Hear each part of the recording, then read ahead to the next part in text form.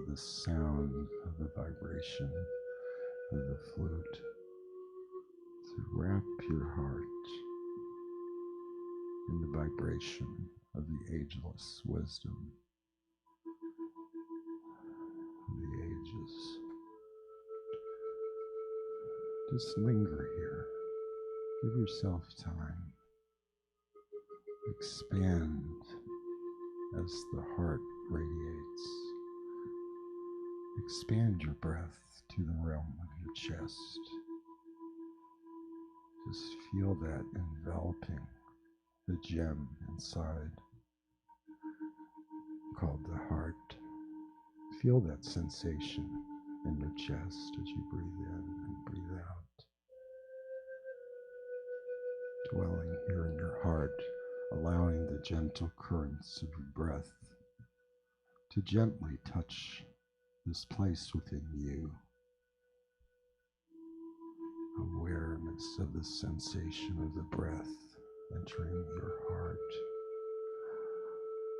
As you breathe in, awareness of the life of the heart as you breathe out, allowing breathing to gently open your heart to the life within you. And just allow the silence to fill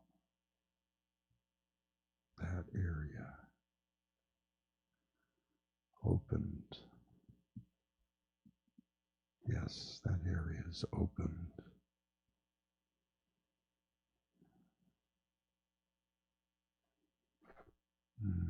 Leave that open. Don't rush.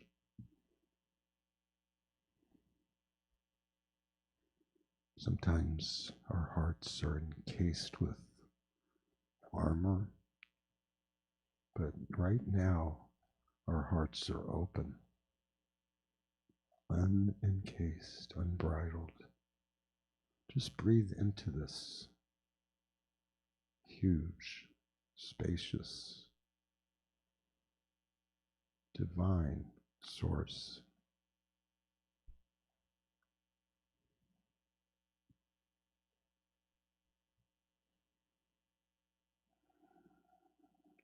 Breathe into the raw tenderness of the feeling as the heart is open. Opening what has been closed.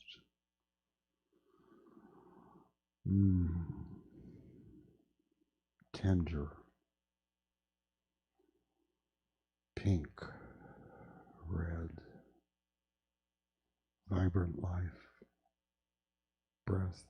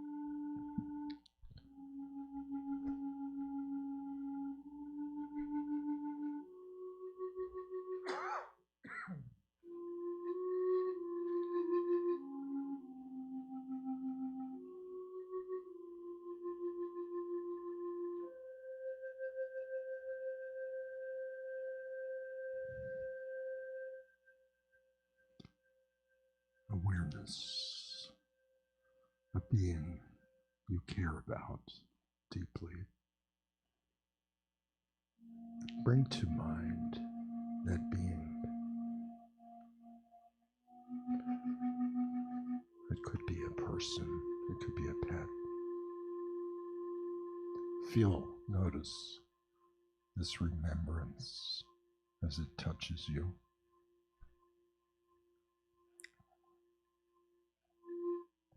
Allow yourself just to stay here,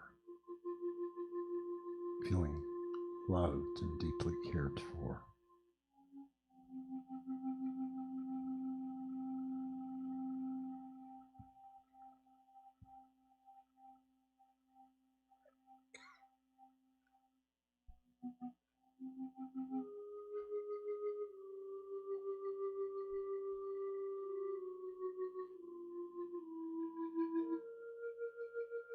Without changing or fixing anything, just paying attention to whatever arises as you breathe into this gem we call the heart, now radiating colors of green life as the essence of spirit fills that space, that gem, golden.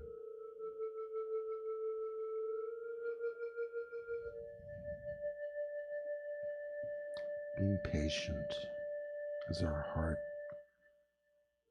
may be protected or temporarily obscured, knowing our heart is always here in its strength, its vulnerability, strength and vulnerability.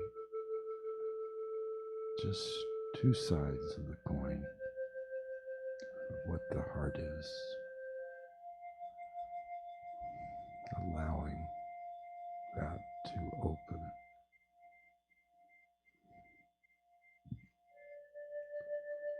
Knowing that it's open, knowing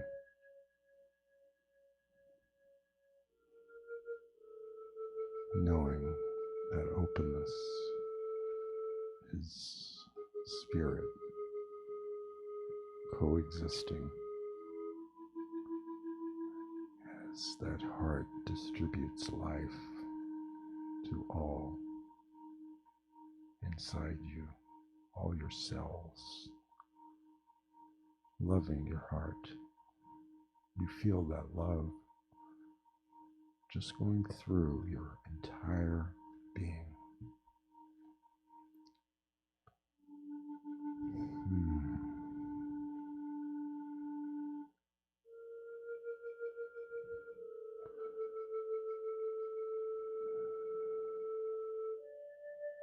Now, allow your heart to remember that experience or that image where you care for somebody so deeply, or you have cared for that person or being. Maybe it was your pet. Allow the heart to open, to break, to allow the breath to come in. Bring your attention to the breath. Notice your breath in your body, being your breath.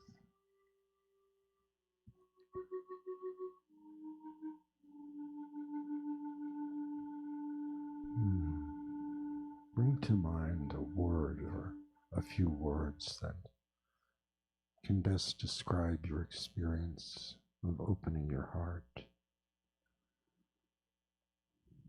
Take the time just to find the word or words that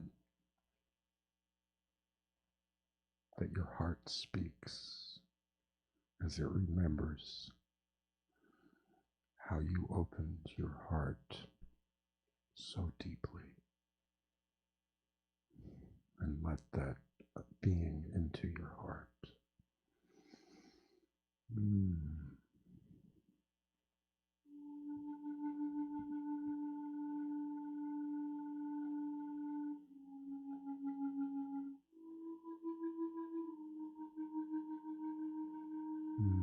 And as you just allow that feeling to fill you ever so deeply, know that this place is always available. All you have to do is let your heart breathe. Let your heart be open.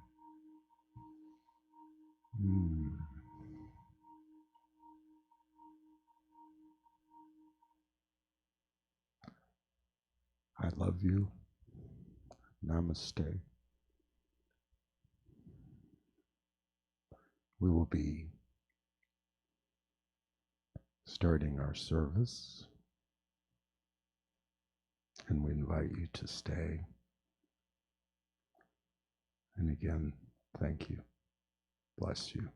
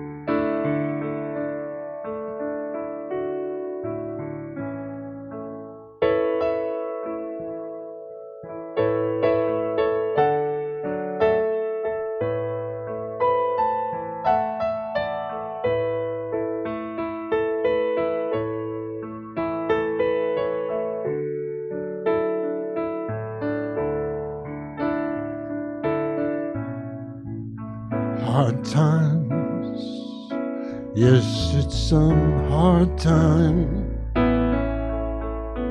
People stand fast, they go on.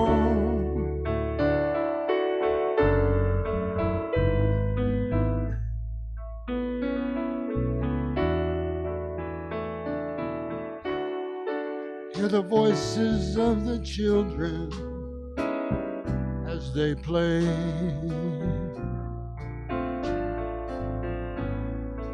Listen to the mockingbird, hear the bluebird sing.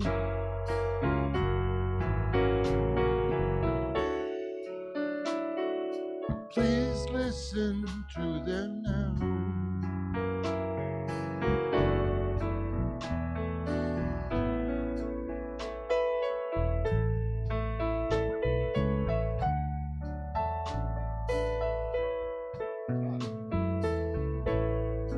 Hard times, yes, it's some hard time.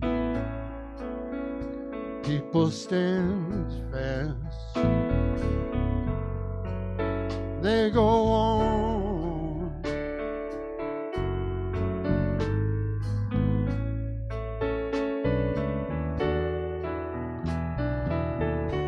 Hear the voices of the children as they play.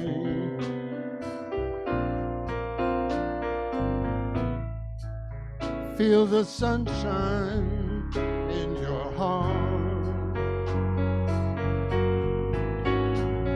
Let it shine, its ever-loving light.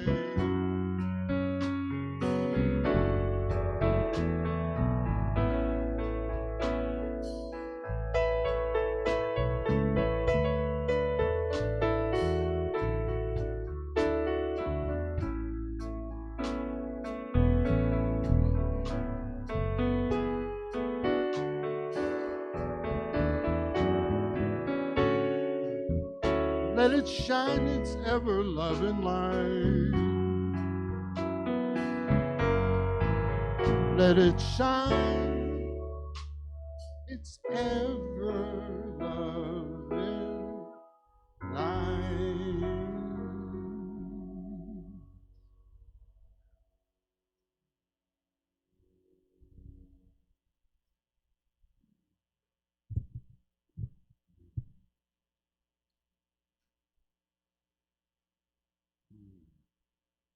Well, God morning, Ahiah. It's morning somewhere, always on earth. No matter what time you've joined us from where you are, we say God morning to you. Welcome to live streaming and live service. We actually have live breathing human beings in the sanctuary from the Ahiah Center for Spiritual Living in beautiful downtown Playhouse District, Pasadena, California, USA. I'm Reverend Michael, your assistant minister, honored to welcome you to our live streaming and live service today. And today is Prosperity, Dancing the Rhythm of Prosperity. It's the end of our 4-week series. We are having a prosperity luncheon. Just a reminder, hint, hint, that if you haven't pledged yet, there's still time. You can go online to ahiah.com/prosperity, do your pledge. No amount is too small. Just set your intention and then come down and have some grub with us.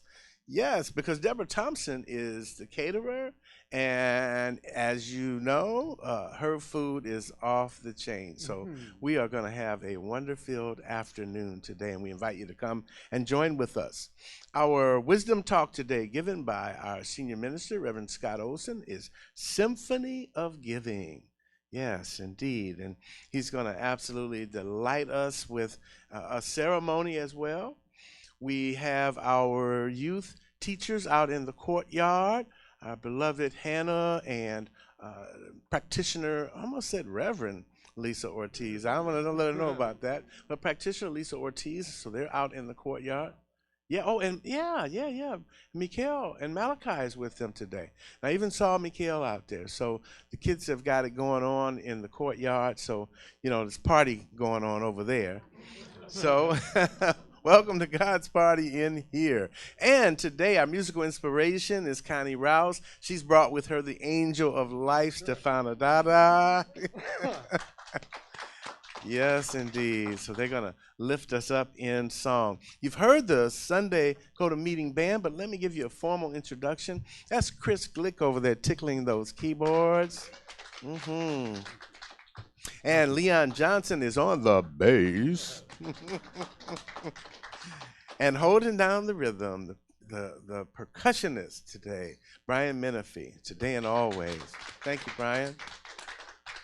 And so why don't we get God's party started? Yes, I think that's a pretty good idea. We've got a wonderful video today. Yes? Oh, and let's not forget, in the secret corner is Gloria doing sound. Thank you, Gloria. And we've got Harris. He's our technical director, our stage manager. He's running things, and we've got Troy handling the parking lot, holding it down with Milton. Let's give them some love. Yes, indeed. And give yourself some love. Oh, and so there's 2 pieces of information I have for you. One of them is that today is a special person's Earth Day, the day that they came to Earth. Now, I'm not going to mention any names, Myrna, but I'm going to tell you that this person, we love her so much, and it's her Earth Day. Happy birthday, Myrna. Happy birthday, yes. Yes, indeed, indeed. And I have another piece of news with you that I'd like for you to join with me in consciousness, in celebrating. So our dearest Mommy Virginia, Lava's mom, has made her transition. And let us join together and know the absolute truth, that right where she is, God is. If you would join with me for a moment as we just send Mommy Virginia some light and some love, letting her know that the love that she gave us is still here with us, that love never dies. We bless you, we love you, and we send you our joy and gratitude on your eternal journey. Thank you, Mommy Virginia. And so it is. Thank you, family. Thank you. We'll have more news for you on her going home memorial. And if you have Lava's number, I'm sure she would appreciate a call and just letting her know that our love and our light is with her. Okay, family. So with that, let's get God's party started with our meditation video. First, when there's nothing but a slow glowing dream, thy fear seems to hide deep inside your mind. All alone I have cried silent tears full of pride, and a world made of steel, made of stone. What a feeling, it's believing I have it all, dance for my life. Well, I hear the music, close my eyes, feel the rhythm wrap around, take a hold of my heart. What a feeling, it's believing I have it all, dancing for my life. I'll take your passion, make it happen. Pictures come alive, dance right through your life. What a feeling.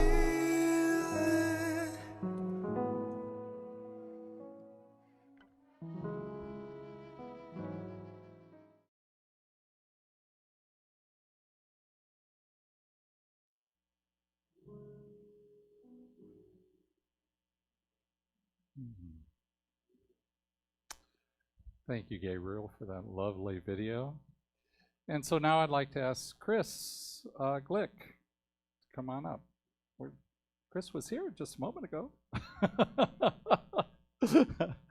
He's our practitioner for today, and he's going to do the invocation and the reading. There he is.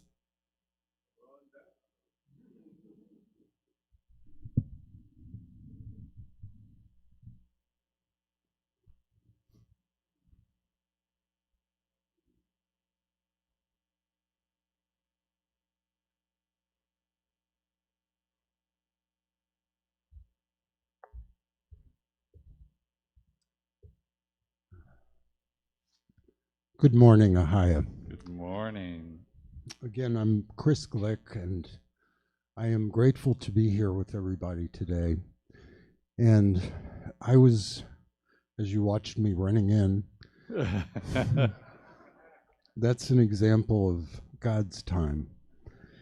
I was in the theater with this wonderful member of our congregation.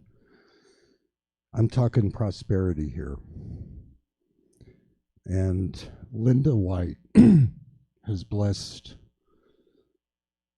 our musical ministry with a gift. And as I was being called back here, I was talking to Linda, this blessed being,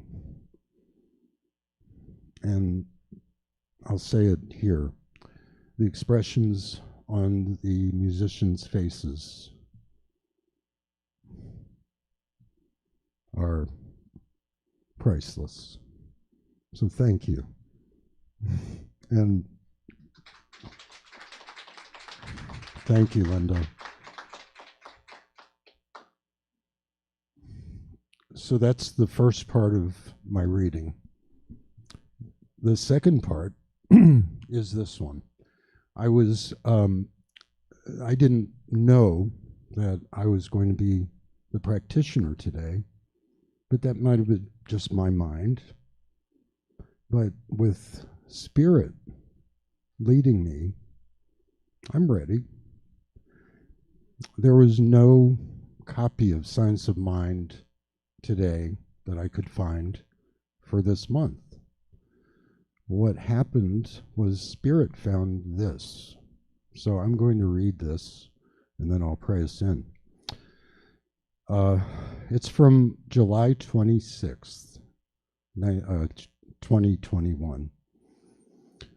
It's called, I Gratefully Accept My Good. Make your environment work for you. Go first class in everything you do. You can't afford to go any other way. David J. Schwartz. And Ernest Holmes says, from Science of Mind, page 301, we must be specific on what we do, while at the same time never outline how it should be done. Remember, we are dealing with intelligence. Somewhere in the process of my coat being placed on a hanger, the hot towels offered before lunch, the choice of several entrees, the cloth napkin spread over my tray, and more than ample leg and elbow room, I realized I was in the middle of a demonstration that what I had prayed for was happening. I had listed a number of items I desired to demonstrate. One of the items was to fly first class. I recall thinking perhaps I would need extra money to accomplish this.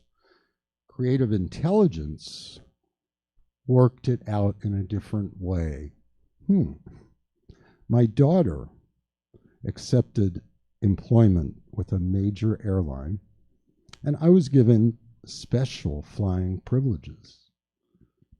When I began using these benefits, I discovered that not only did they offer minimal fare, they also offered first-class accommodations when available.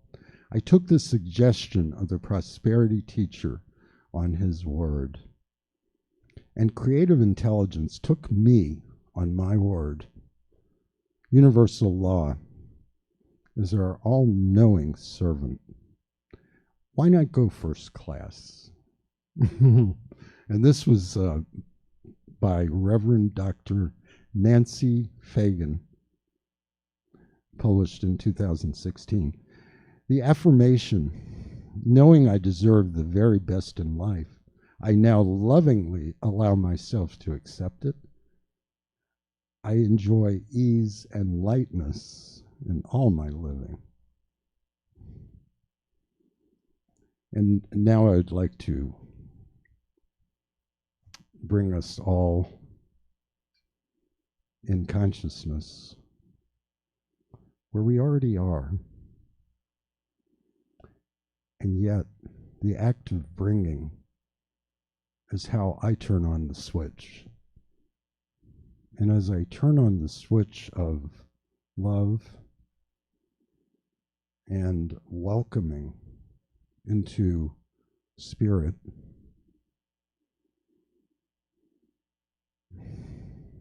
I just take a breath and I recognize that is all there is. The breath, the life, that is, I am, as God is. And I know and I claim this for each person, for I know that as I speak, when one person listens, that is heard by all. And the power of this presence is also the allness, the givingness, the life that each of us are, and how I know that each one of you are part of this presence, as am I. And this presence indwells each one of us. How can there be anything but this?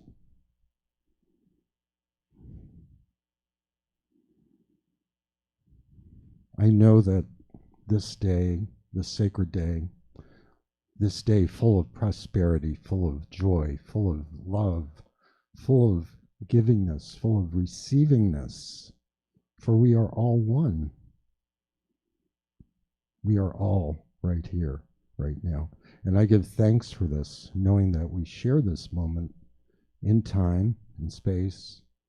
And I know that as we go on with our service today, that the blessings of the prosperous life that we live within our lives as humans, we have transitions, we have relationships, we have all the things we do. But man, isn't it wonderful to be here in the presence of Spirit, where we're all one thing. And I give thanks for this. And I know the truth is manifest as I speak. I give thanks for each and every person. And I release this word to the law of Spirit, knowing that it goes forth and is manifest. And together we just say, and so it is. Amen. Merci. That's my word. Thank you, Chris. So now I'd like to ask Connie and Stefana to come on up. They're going to sing us a song to get us in the mood.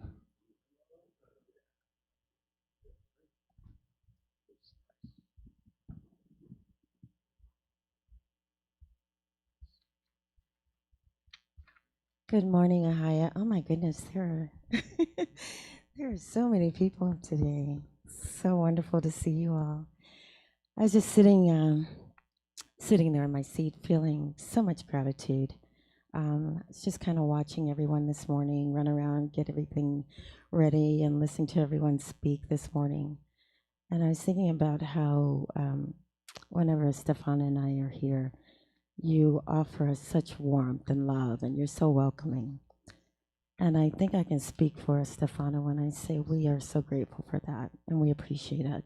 We appreciate the love that you always show us when we are here. So we're going to do a little Louis Armstrong song for you.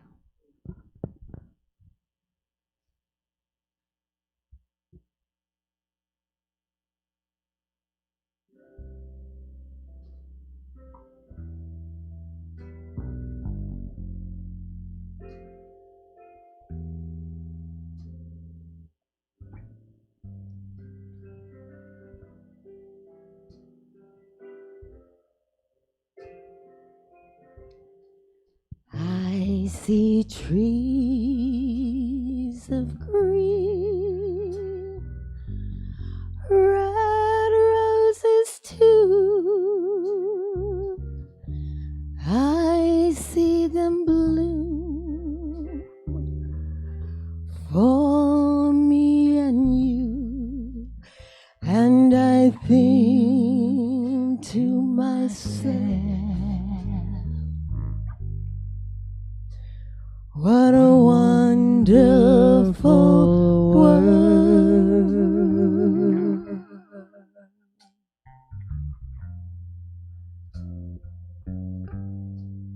I see skies of blue and clouds of white, the bright blessed day, the dark sacred night, and I think to myself, what a wonderful world.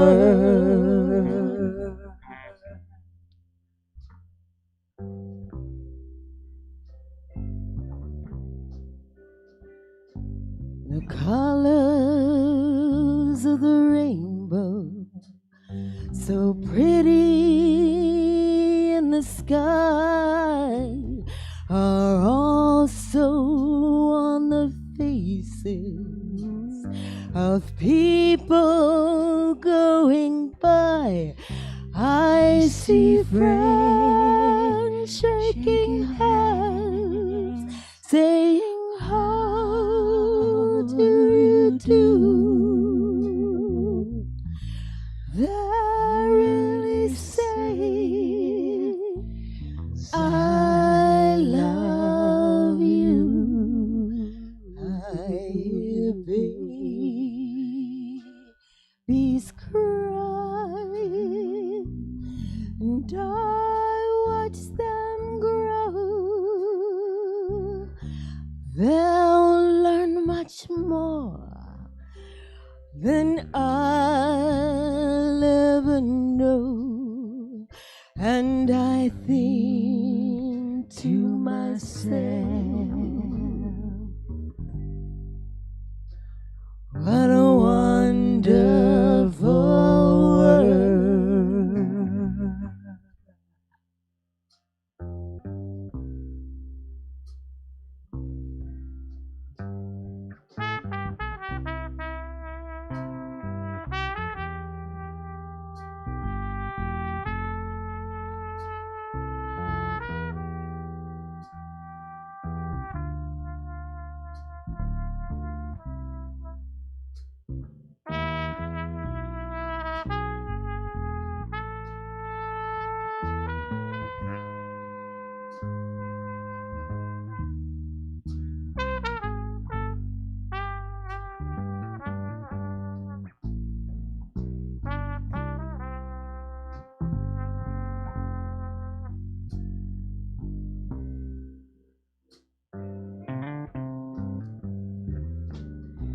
The colors of the rainbow, so pretty in the sky,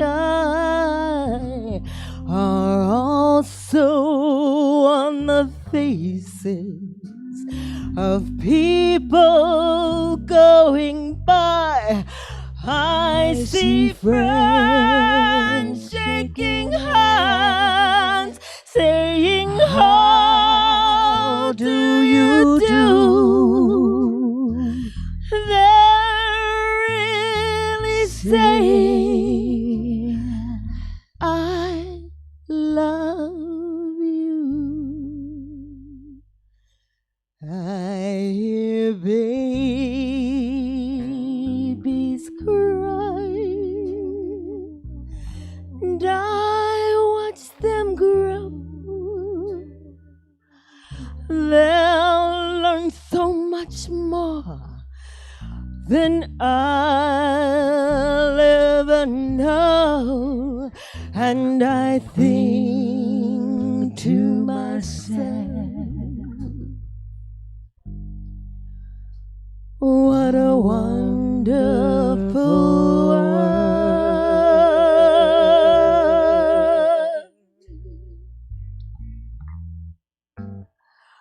Oh, and I think to myself,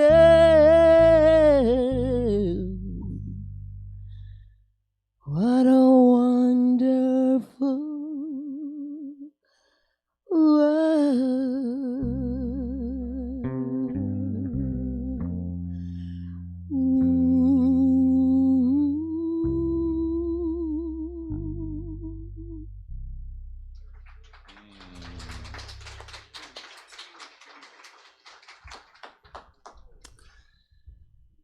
Easy and beautiful and puts you right in the mood. Thank you, Connie. Thank you, Stefana. Thank you, band. And so today, I just want to welcome everyone to our final Sunday of our prosperity season. And so we are here today, whether you're here in the service or whether you're at home. I just want to say, what a wonderful time we've been having, and we've got a little bit more to do, right? We've got our pledge lunch that's coming up, as Reverend Michael reminded us. We have today's talk. We have the mastermind groups to finish out this coming week. So we have all sorts of things still kind of going, but this is the last talk for this. And so we've covered a lot of ground in our prosperity program, the Awakening Abundant Living. And so just to remind you a little bit, we started out with talking about how each and every one of us is our own director of our own prosperity orchestra, right? We're the ones who choose the music, choose the rhythm, and then we get to dance to that rhythm. We're both the director. I guess we're out there twirling as we're directing, right? But we're both the dancer and the director of the music. And that makes a kind of an interesting way of moving through the world when we realize that it's really us. It's really us that's doing this. I talked about how Marianne Williamson says to not look at doing transactions, but look to transformations. Because so often we get stuck in our prosperity by going, what should I do next? Well, the doing is, if that's where we approach it, then we're just doing a transaction. But if I say, who shall I be as I move forward? That's a different way. That's a different way of looking at it. And then the power is ours to choose, because we don't always get to choose the actions we're going to have. And then we said that we get to, we're out there dancing, and in that dancing, we're keeping in mind a couple of laws, just like when we're dancing, we know that gravity is going to hold us down, right? We dance with that knowledge, because if there was no gravity, we'd be doing a completely different thing, right? So we dance with that knowledge of that law, but then there's two more laws that I mentioned. One was the law of attention, where what we put our attention on grows in our lives. And so we can choose what we're going to put our attention on. And the other one was the law of circulation, how it works in the world is spirit is always moving, is always flowing, it's always creating. And when we are the flow, not in the flow, but we are the flow, then what we're doing is we're in that flow of giving and receiving. We just keep moving from one to the other. And so as I give, I receive. As I receive, I give. And I get into that rhythm, and everything just flows in my life. And then the last thing that I've said for me so far was that if we are giving, we should give with an expectancy not on where we're giving, but on the universe. Because if we're giving where I want to give something to Reverend Mike and I expect him to give me back something, or I pay my bill to Southern California Edison and I expect to get electricity, that's a transaction again. So I give where I give, but then I expect the universe for it to come back with this expectancy on life. And then last week was the bomb. We had Tina up here singing during the talk, what was the song? It was Feel the Spirit was the song, right? And then Reverend Mike told us about, he told us about Niagara Falls again, right? He told us about having Niagara Falls flowing always, and not to go up to Niagara Falls with a thimble, right? Go up with something a little bit bigger. So you're taking away your prosperity based on your intention as you go to the universe. And then he showed us some billion-dollar bills, right? And he said to have a billionaire consciousness. So I love that. So we're going to continue on with this, with our last chapter in just a minute. But I want to ask Deborah Glick to come on up.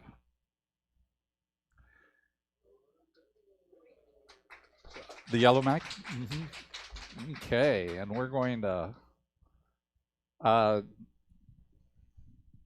Harris, where do you want her? Do you want her to stay there? Is that okay? This one, okay. All right. Okay. There we go. All right. So this is Deborah Glick, everybody. Let's give her a round of applause. Thank you. Now, I've known Deborah since I've come here, right? So that's 3 years, but she's been here for longer than that. She's a member of Ahiah.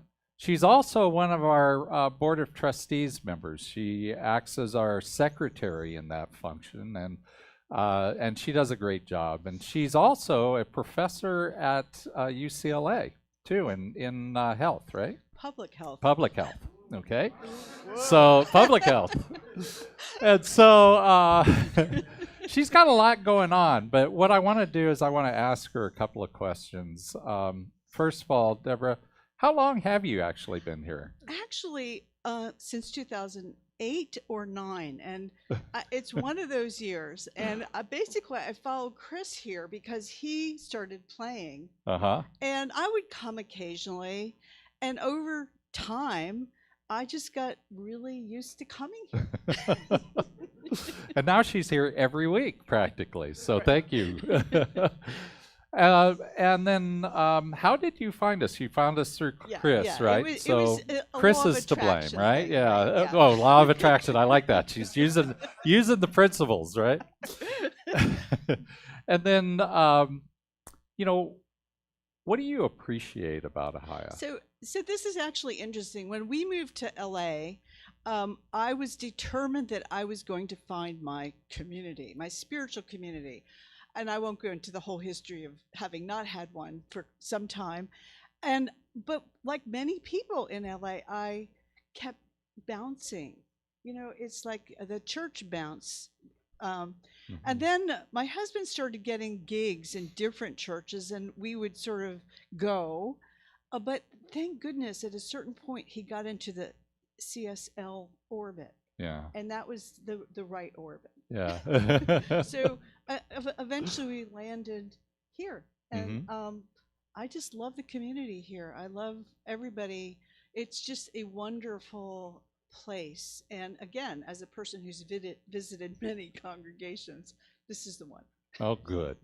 We appreciate you too. So, last of all, how has Ahiah helped you with your own prosperity? So interesting. Basically, I've been practicing prosperity for a long time. But, it's like any other journey. You go through different versions of it, and you have to be reminded often about how to redirect your energy. And I think that's really where Ahiah has been great, is because it sort of not only validated, but also pushed me to think about it in different ways. I've always been somewhat conscious, but I've become more conscious. And I love this idea that you both have to focus on what's in front of you, but you also have to understand and let the universe guide you in how you're applying your energy. And it really is all about energy. So take it from a public health professor. I don't say this to my colleagues. But that's okay. All right. Well, thank you very much. Okay, great. Let's give her another hand. Thank you.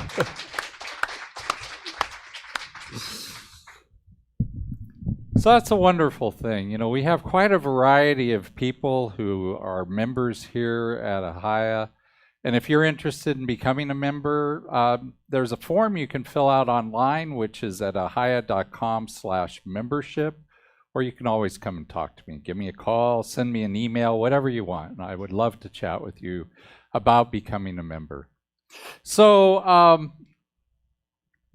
let's see, this week's talk title is Symphony of Giving. And, this is, as I said, is the last week. And so I want to really talk about this idea of giving, because so often what we get caught up in our minds about is that prosperity is about receiving. If I'm going to be prosperous, how am I prosperous in receiving?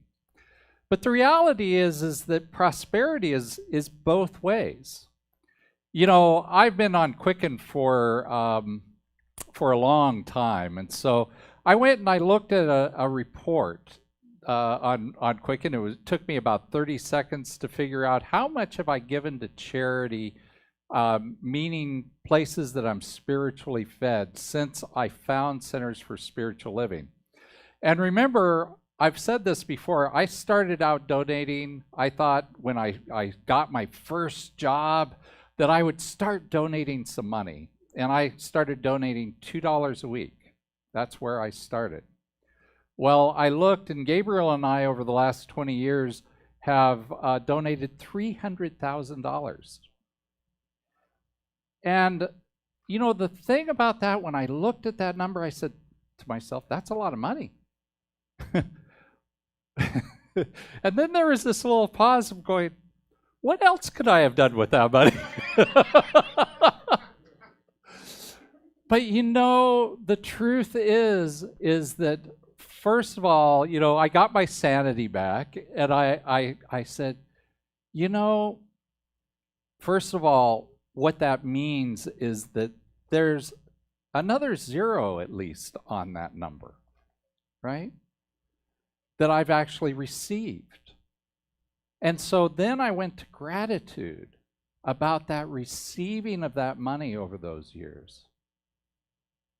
And then I realized that I probably would not have been receiving that money if I had not been in that flow of giving and receiving. Because that's what has you know, it's greased the skids. It's made everything possible. It changed my life, figuring out and coming to the understanding that if I just receive, I'm a natural receiver. Some people are natural givers. I'm a natural receiver. I had to learn to balance out by giving. And now I happily give. And so, you know, there's this idea of how then should we receive? How should we then give? Let's focus on the giving part today. And so I want to tell you or remind you, because I think everybody knows this story. It's a very wise story. It's one I found, I remember reading when I was about 10 years old. It's called Charlie and the Chocolate Factory, right? How many people have read the book or seen the movies? Just about everybody, right? Charlie and the Chocolate Factory. It's a great tale.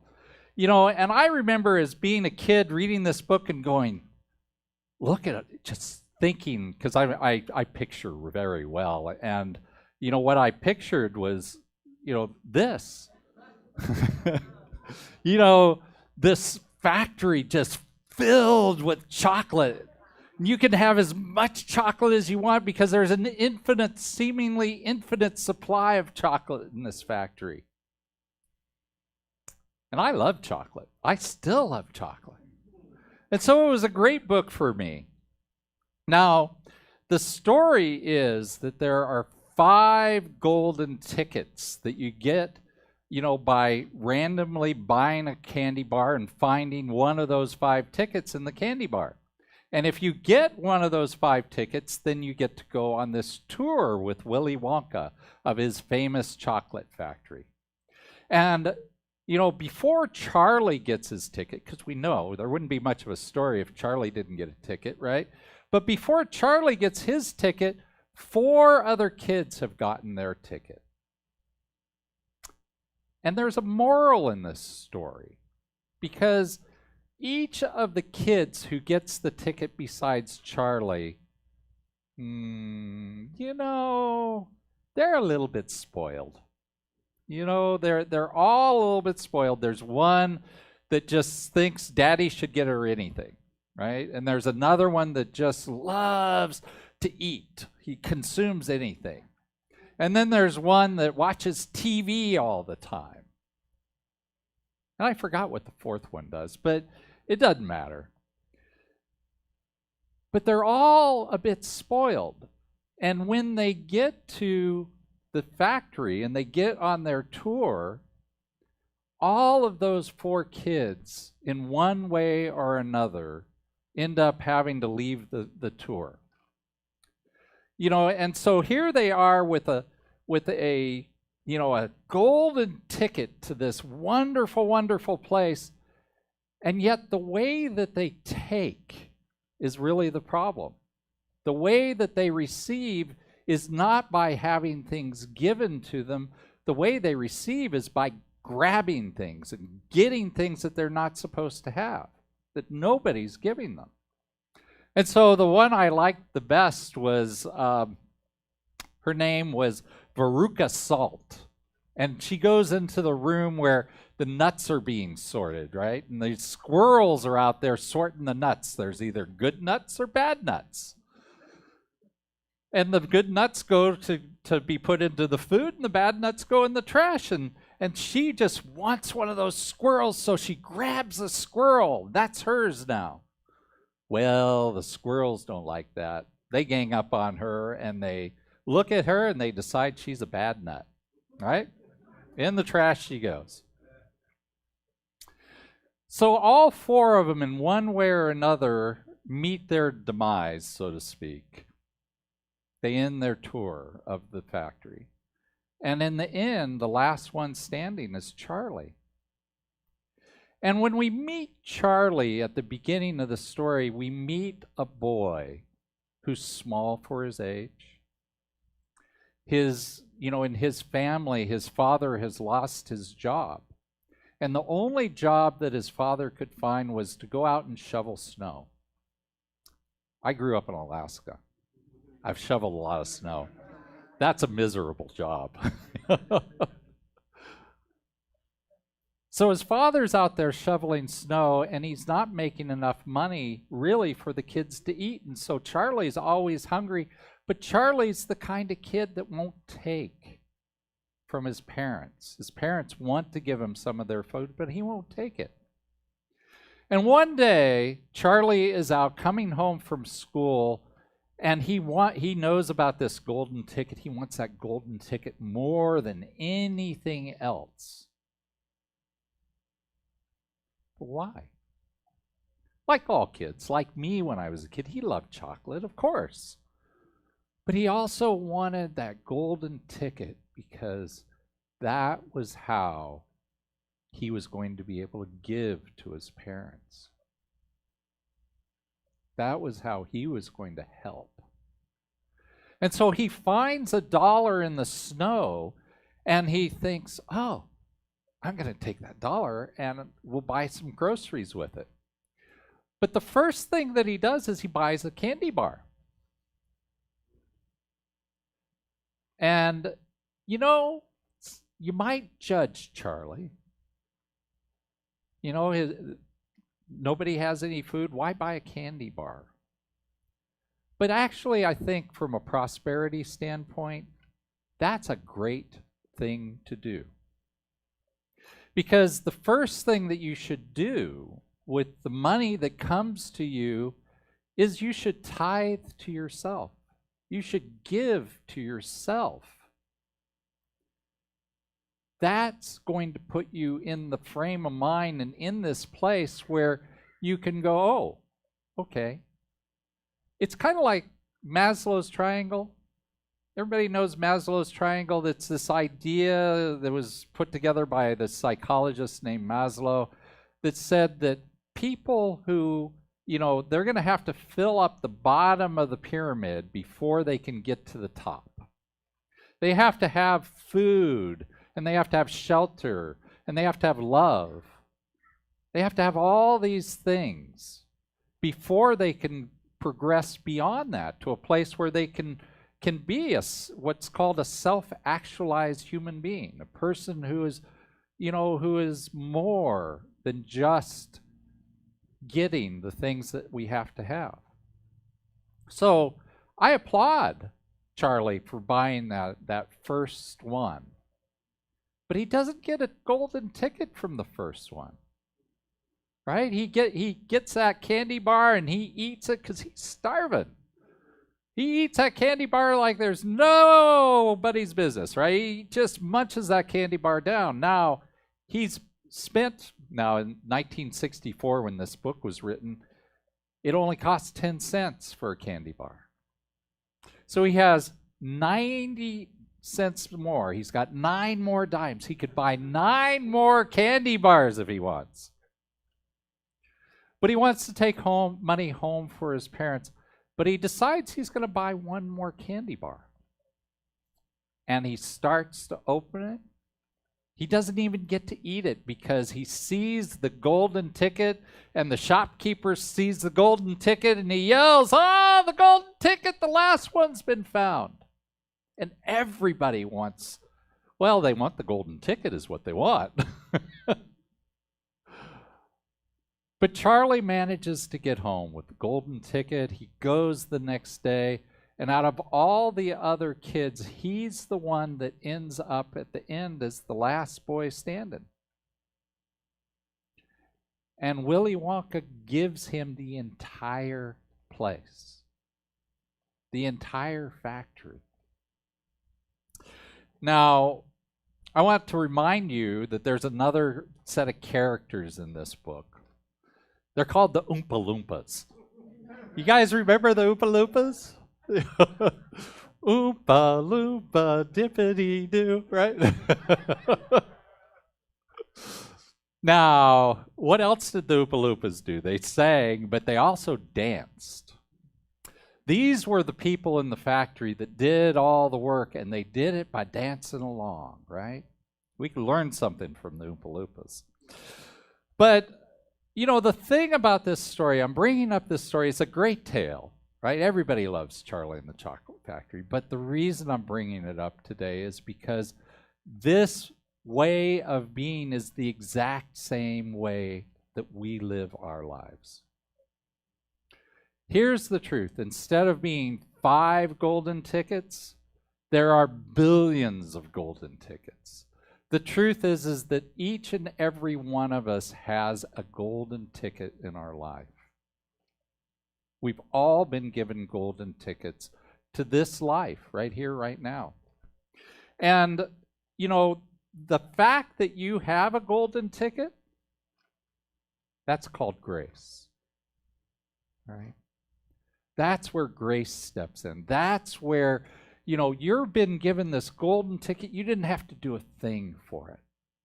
You didn't have to change. You didn't have to be anybody else. You have the golden ticket that, just like Charlie, it gives you the possibility of inheriting the kingdom of heaven, which for Charlie's case was the kingdom of chocolate, right? This whole factory. And by having that ticket, we get to live in this life of grace. Dennis Merritt Jones, he says this about grace. He says, grace is the givingness of spirit to its creation. So spirit is giving of itself to its creation. The logical result of the correct acceptance of life and a correct relationship to the spirit, right? That's what it is the logical way that you go, okay, this is the way the world's set up. This is the way the universe is set up. This is the creative process. Of course you have grace. Of course you have a golden ticket. But you have to use it correctly. Do you want to be, what was her name? Veruca Salt? You know, do you want to be judged a bad nut by the heavenly powers that be? There's no, I'm joking on that, right? There's no judgment, you know, in the life that God is. But there is a consequence. If we don't approach life the right way, then life just gives us back what we think. That's all. But if we approach it from a place of taking, then, you know, that comes. The reason we take is because it hasn't been given. The reason it hasn't been given is because we don't believe that it's ours. Really, at the very core of our being, it isn't ours yet. And so what we want to do is we want to be like Charlie. We want to receive, right? But we want to receive so that we can give. What did Charlie want to do? He wanted to get that golden ticket so that he could receive all that it meant, so that he could lift his family up. It's about getting to give. And that is the secret then that makes us divine distributors of all of God's good, as Troward would say. So this week I've just finished, on Tuesday I will finish a class, Financial Freedom. And for those of you who are in the class, it's been a great ride so far. We have one more class left. Hi, Susan. And we're going to have a lot of fun in that last class. But last week, it was interesting that last week's topic was tithing in the class. And so I feel like I'm well prepared for this because I prepared for the class already. So we're going to talk about tithing. Now, the thing about tithing is that people often have an allergic reaction to tithing. All right? The word will send some folks just screaming out of the building. And you know what? Here's why, I think. Tell me, if you're not comfortable with tithing, you want to come up after service and tell me why. If it's different than this, I would love to hear it. But for the most part, what I hear from people is that the reason that they find that word so yucky is that someplace, somehow, somewhere, somebody has used the idea and the concept of tithing as taking. I'm taking from you, rather than the concept of tithing as a true spiritual principle where whoever is receiving that is receiving because you're giving it. Nobody's taking in tithing. Now, what is tithing? Tithing is this concept that is millennia old. It comes from farmers, really. As we learned to be a civilization that would go out and grow our own food, there wasn't, companies called Monsanto back 30,000 years ago, or whenever we started learning to grow food, that would give you seeds. You had to supply your own seeds. And how did you supply your own seeds? Well, you took 10% of last year's crop, last year, right? When you harvested your crop, you set aside 10% to plant for next year. Simple. It's just very simple. And the nice thing about that is that then it sets up this thought in our agricultural system and in farmers that they know, they don't have to think about it. They know that I'm going to have 10% of my crop as seeds, and we're going to, I'm seeing the kids come in. They're going to participate in our ceremony, so it's great. Let's give a hand to our kids. And so in that process, they don't have any doubts in their mind that if they plant those seeds, that they will get a crop, and that the crop doesn't just give them one seed back, it gives them many, right? If you're a farmer and you have a tomato seed, you know that when you plant the tomato seed, you're going to get a tomato plant. And when you get the tomato plant all nice and grown and mature, it's going to give you tomatoes. It's simple. It's simple idea. And that's the process that we use as a spiritual process. Now, some ministers are going to say that I'm speaking heresy. But that's okay. I don't actually think that you have to give 10% in order to tithe. Here's what I do believe. I believe there is a number called 10%, which is something that I've found works really well in my life. And that's the number I use. But I did not start at 10%. What I did was I started with a proportional giving. That's what I really think. I started with a percentage, and what I started with was simple math. Very, very simple math. I took what I was already giving and I divided it by the amount that I was already earning. And I came up with a percentage number, and I switched from being a contributor, which is I give a certain amount, to being a tither, which means that, you know, I know what that certain amount generally is, so I'm going to pledge for that amount. But if the amount goes up, my donations go up. If the amount goes down, my donations go down. It's simple as that. And here's another thing I want to say about tithing. Start where you are. Start where you are, folks.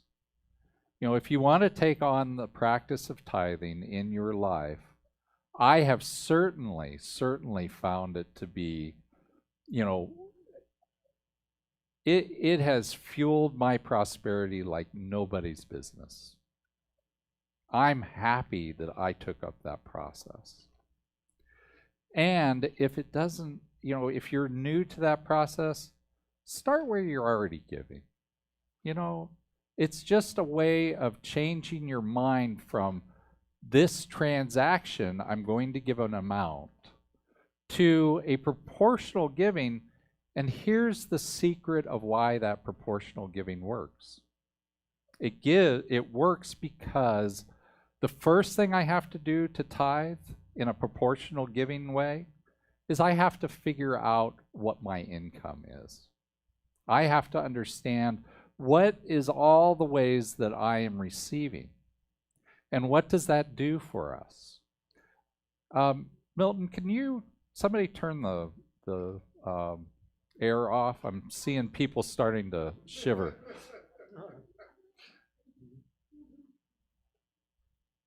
What that does for you is it really allows you to see what the income is. It puts you in mind of your receiving. Thank you, Troy. Puts you in mind of all the ways that you've received. And that then puts you into the flow of the circulation. As I've received, then I give. As I give, I receive. So there is a lady named Layla Gifty Akita, and she said, "Blessed are you who sow. Every seed you so plant will grow into bountiful crops for great harvest." And so that's where the farmer has his faith. And that's the faith of life that I think is so, so important. And so we've been working for the last 3 weeks on prosperity. And this 4th week, we're working on the prosperity of this community. And so, you know, in a little bit, we're going to open those doors, and I think we're going to you know, smell some good food out on the courtyard, because we have a pledge lunch that's coming today. But while the pledge lunch is for the folks who pledge, and everybody should have been given today one of these. This is a pledge card. Many of you have already filled it out. If not, you know, Jackie's here to give you one. You should also have been given a rock. So if anybody doesn't have a rock, you know, go ahead and ask for one. And I'd like to go ahead and ask our kids and youth and family ministry to come up over here, and we'll start with them.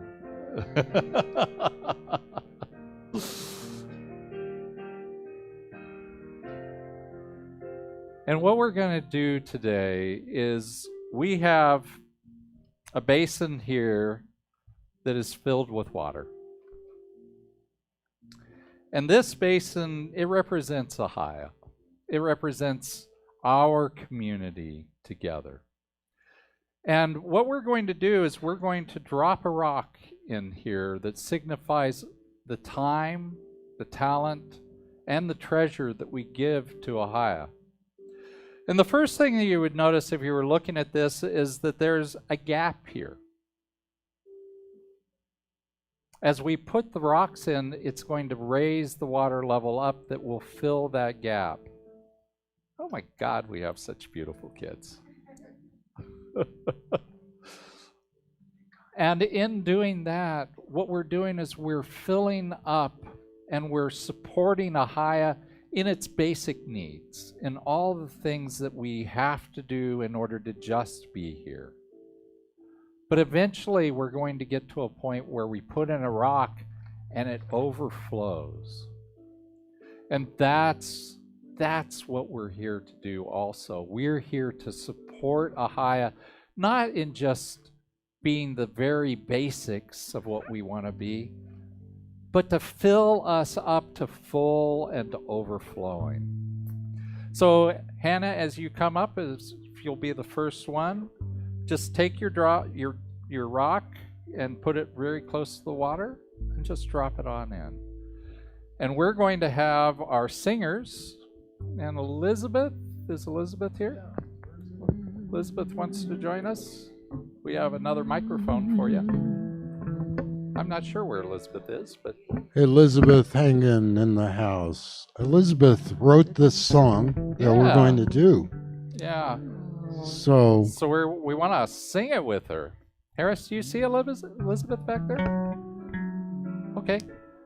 All right. Well, it's a beautiful song, and we all know it, so we're going to go ahead and sing it as we come on through. And I'll just talk as people do it. Thank you, Hannah. Come on up. I give my gift Thank you. with joy and confidence and ease. And you'll notice that each of the rocks I looks give different, my gift just like with each of the joy people. and confidence and ease. I give my gift with joy and confidence and ease. I give my So now the gift ushers are going with to come and joy do and each row. confidence And if and you'll just ease. circle back through. I give my gift with joy and confidence and ease. I give my gift with joy and confidence and ease. I give my gift with joy and confidence and ease. I give my gift with joy and confidence and ease. I give my gift with joy and confidence and ease. I give my gift with joy and confidence and ease. I give my gift with joy and confidence and ease. I give my gift with joy and Overflowing confidence now. and ease. Absolutely, yes. I give my gift with joy and confidence and ease. I give my gift with joy and confidence and ease. The peace that we are, the joy that we I are. give my gift with joy, confidence, and ease. I give my gift with joy, confidence, and ease. Absolutely. I give my gift with joy, confidence, and ease. I give my gift with joy, confidence, and ease. I give my gift with joy, confidence, and ease. and I give my gift with joy, confidence, and ease. and I give this gift my for me, but I also give it for with so joy, confidence, many and Harrisons here. ease. Yes. I give my gift with I give it for joy, so many people who are confidence, online, those folks that we know, that we love, that weren't able to be here today. With joy, Confidence and ease. I give it for all the folks who would like to be here but can't be here because of COVID. They're not quite comfortable yet. And I know absolutely that this community is absolutely strong. And all that we are moves to overflowing and allowing us to be who we have come here to be.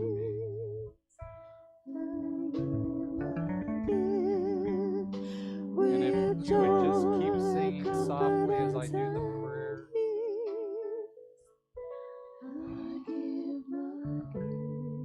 I know absolutely that this life, this power, this presence, this spirit is right here, right now.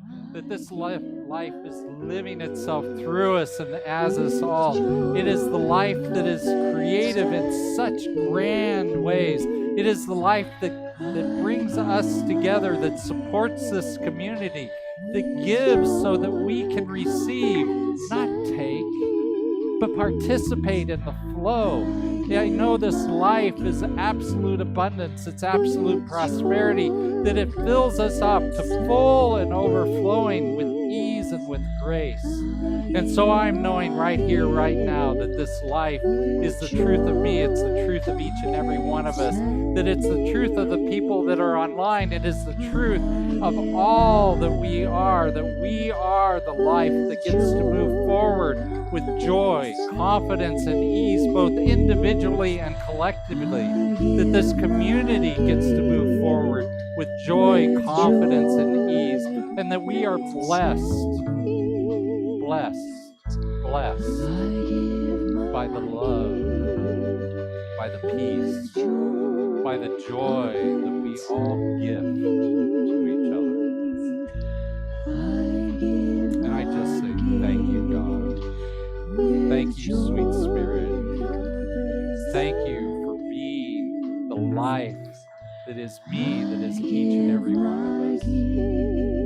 And I release this prayer to the law, knowing that it's already fulfilled in the mind that God is. And I say life and God are good and very good. And together we say, so it is. Amen.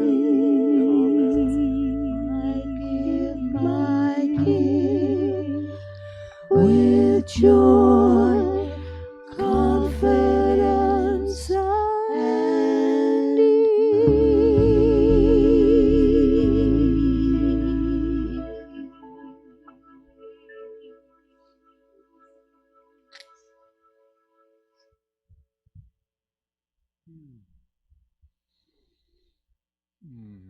Thank you. Thank you, Connie, Stefana, Elizabeth, and band.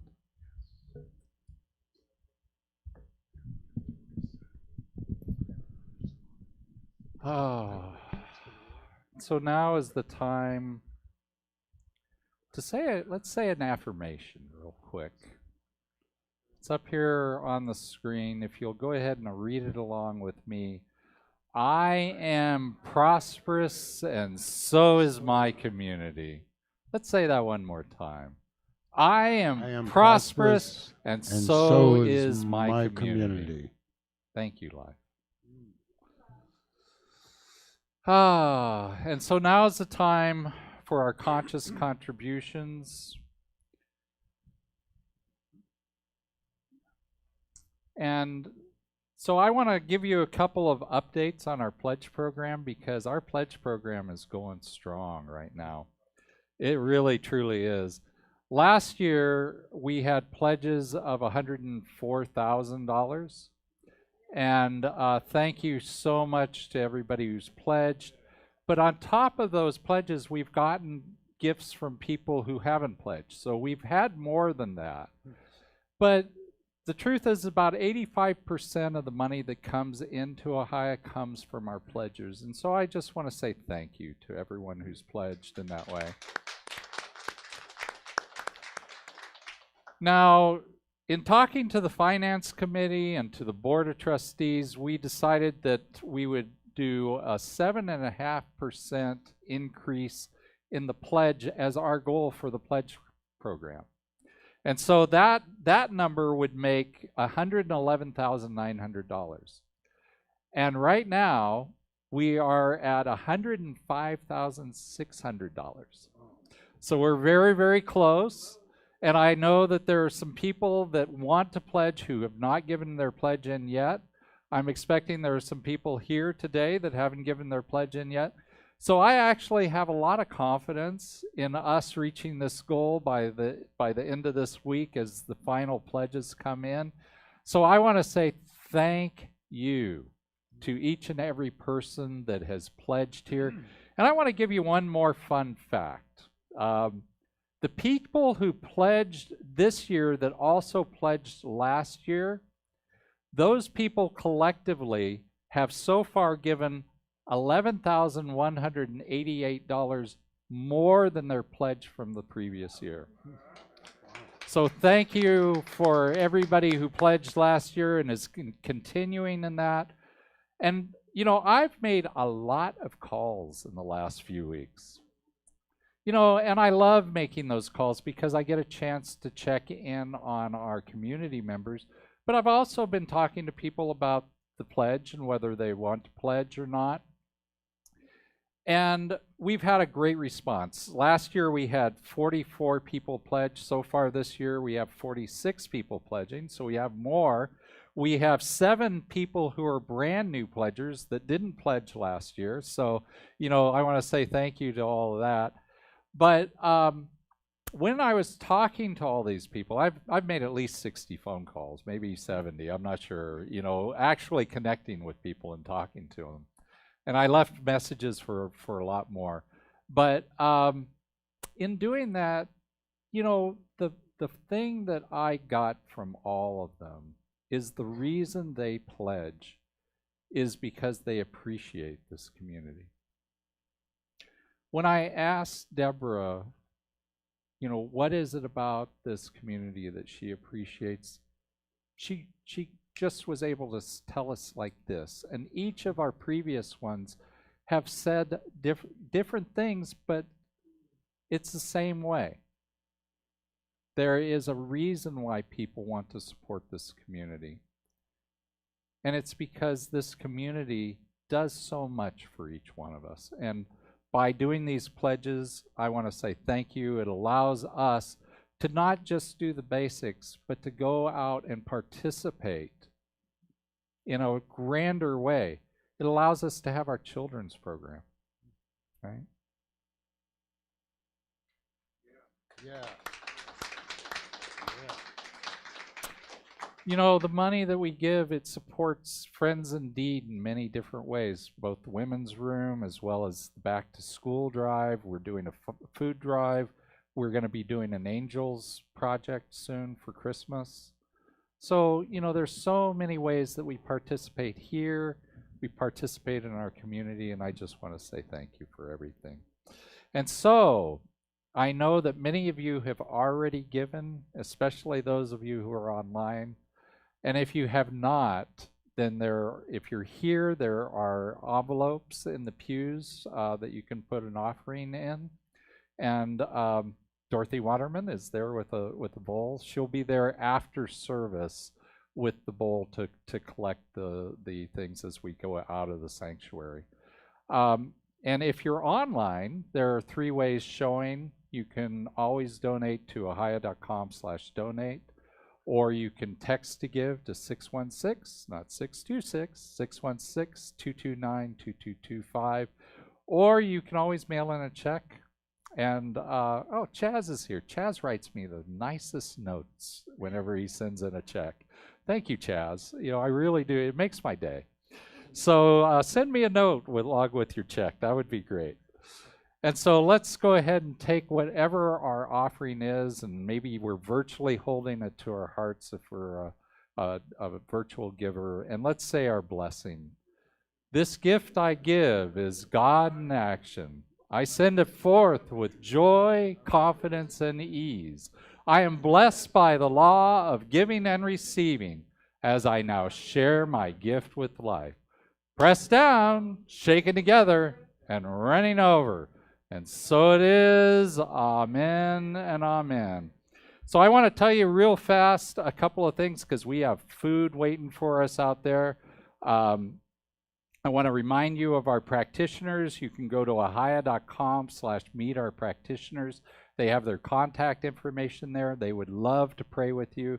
They would also love to pray with you here after service. We have a ministry of prayer that's online that you can also do. You can go to ahiah.com/prayers and fill out that. Only the ministers and the practitioners ever see that. So you know that it's confidential, and we would love to pray for you. You can go to Dial a Prayer, which is also on our website, to hear a quick lift me up. It's like a 5-minute, prayer and a reading, and I love it. And then, for all of our pledgers, and if you haven't pledged yet to go, it doesn't matter the amount. It can be a one-time pledge if you want. I don't care. It's just a way of saying thank you to the people who pledged. So we're going to have food outside. I'd love to have you there. And your family that's with you here today, of course, is invited. And we also have a pledge drive. And the a food drive, still thinking pledges. A food drive, we've got a bunch of people who have brought food in. Today's our last day for getting food, but you can still donate. You can donate by giving money to myself or any of the board of trustees, the ushers, and just tell us that it's for the food drive. Or you can go to ahiah.com/donate. Donate and pull down on the funds list for Breeze and just put in the Thanksgiving food drive. Or you can text to give at the usual number and put the amount of money space Thanksgiving. That'll put it against the food drive also. We also have Creating the Beloved Community. If you have not tried this out, it is open to everybody. We have a wonderful group. Reverend Mike is our fearless leader in that. Kelly, Marcia, and myself help him in that process. And it's a beautiful way of creating a safe space and working through these issues that we find ourselves in around race, and is what we're working on right now. And then last fall, Dorothy is standing right there with the thing. She is going to be here on Wednesday along with Sylvia Samuelson. And Sylvia's going to do sound bowls, and Dorothy's going to lead us in some Tai Chi. And so that's 7 o'clock on Sunday. We open the doors at 6:30, so Wednesday, 7 o'clock on Wednesday. We open the doors at 6:30 to allow you to come in, get all set up and everything comfortable before the Tai Chi starts at the beginning, and then the sound bath happens. So come on down. I'm going to be there. I wouldn't miss it for the world. And then a reminder, you saw our youth. We have a thriving youth program going again, and it is growing. So go ahead and bring your kids. We would love to see them. And so I'd like to go ahead and ask Connie and Stefana to come on up. They're going to sing us a song out. They're going to sing us out of here, and we're going to do our benediction afterwards. All right, Stefana and I typically usually like to go back and bring the songs from way back, retro music, and I'm sure you know this one. If you know it, feel free to sing along or get up and dance, however you feel.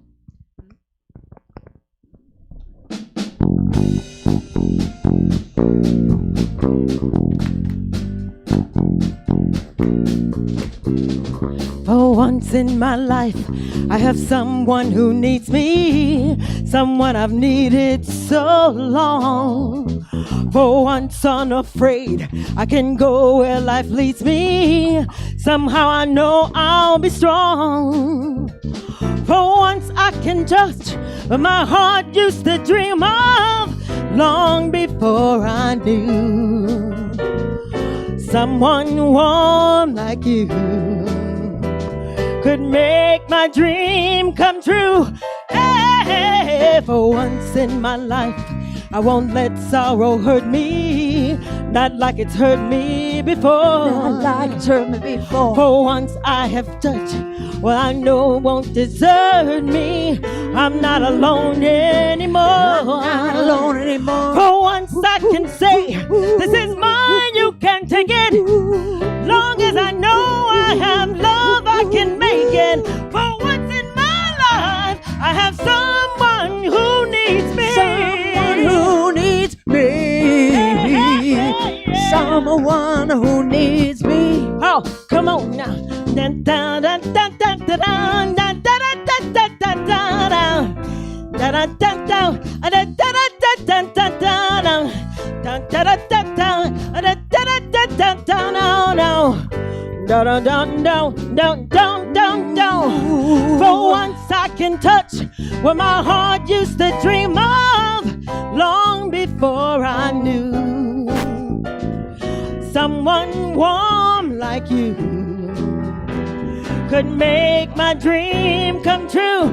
Hey, for once in my life, I won't let sorrow hurt me, not like it's hurt me before. Not like it's hurt me before. For once I can go where I know won't desert me. I'm not alone anymore. Not alone anymore. For once I can say, this is mine, you can take it. Long as I know I have love, I can make it. For once in my life, I have someone who needs me. Someone who needs me. Hey, hey, yeah.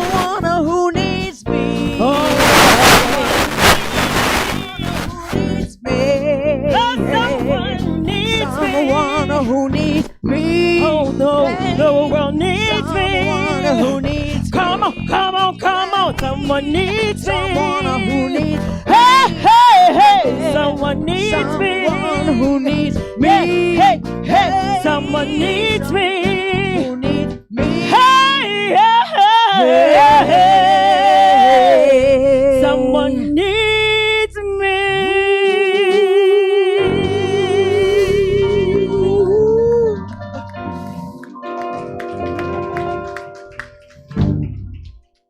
So we're just going to say hi to our kids, and we've got lovely kids here today. And Lisa, what's going on? No sound. Turn the... Can I hold your tray? Okay. It's on top. I Really? can't remember. Oh, say that we made trees with what we're grateful for. We made trees. We made trees with the things we're grateful for. Yes. So we can put those on the Thanksgiving table.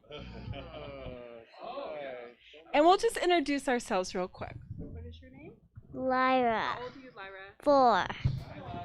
Just say your name and age and pass it down. Connie, and I'm 12. Hi, I'm Hannah. I'm a helper today. I'm Adela and I'm 11. I'm Claire and I'm 9. I'm Emily and I'm 9. I'm Mr. Malachi, and I help out with the kids. Thank you, everyone. We're now ready to say our benediction. We can all say it together. It's up here on the screen. Go ahead and read along with me. Something wonderful is happening through me right now. It is this thing called life. Life is in my mind. Life is in my body. Life is in all my affairs. I accept it. I am it, and I share it. Just the way it appears, and just the way it appears now. Thank you, life.